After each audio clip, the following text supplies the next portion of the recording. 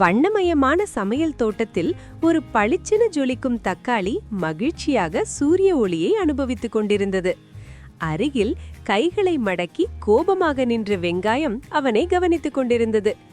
எப்போதும் இவ்வளவு சந்தோஷமாக இருப்பதை பார்த்து வெங்காயத்திற்கு சிறிது எரிச்சல் ஏற்பட்டது.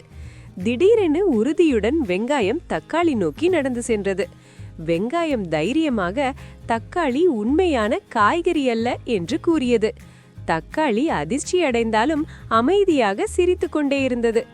ஒவ்வொரு காரமான உணவிலும் தன்னுடைய முக்கியத்துவத்தை வெங்காயம் பெருமையாக சொன்னது. சாலட் மற்றும் சாஸ் வகைகளில் தன் பங்களிப்பை தக்காளி நம்பிக்கையுடன் நினைவுபடுத்தியது.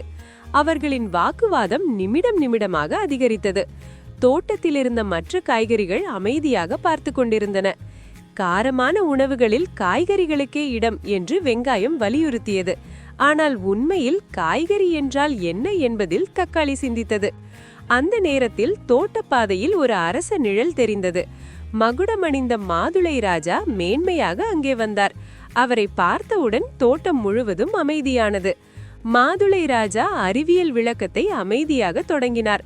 மலரிலிருந்து வளர்ந்து விதைகள் கொண்டதால் தக்காளி அறிவியல்படி பழம் என்று அவர் கூறினார். இதை கேட்ட வெங்காயம் அதிர்ச்சி அடைந்தது. தக்காளி ஆச்சரியமாக நின்றது.